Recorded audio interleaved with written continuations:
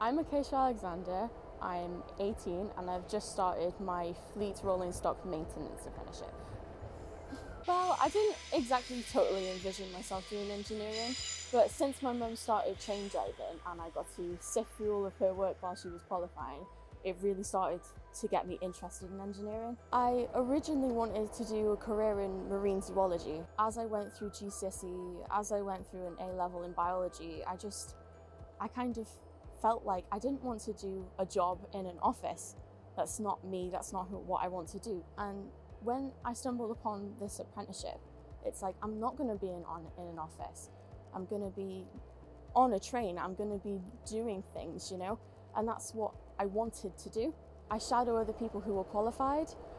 So what I mean by that is I follow them around, I help change filters, I help drain out oils, I literally do as much as I can. I did think that I would literally just be carrying things to someone who was more qualified to do the job than I am. But everyone here is just really happy that I'm just here to learn something that they're doing. And it's really been an experience for me.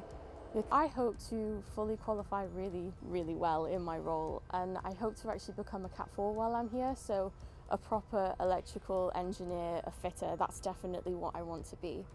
I just think it's super exciting being part of something that's really going to change our world. And the new tram shed, the metro, that's going to, and in Taff's Well, it's going to be really great there. And I am super excited because during my apprenticeship, I go to 4 years into Taff's Well, into the new depot, and I'm going to be fixing the new trams and all sorts of things like that. You've got to be full of passion if you want an engineering career like this, you know?